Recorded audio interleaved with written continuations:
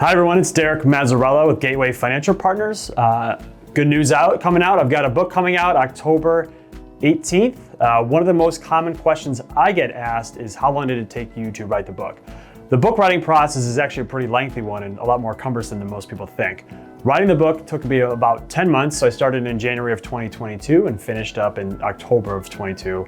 Then I had to find a publisher. Once I found the publisher, then we have to get it edited, so I actually look like a writer. Then we look at things like getting the title down, getting the cover designed, all set up, going through line editing where they pick your commas and make sure all your spelling's correct. We had to also go through compliance, which was super fun for me.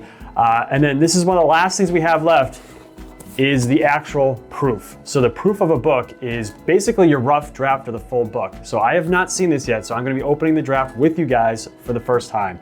So let's see what it looks like.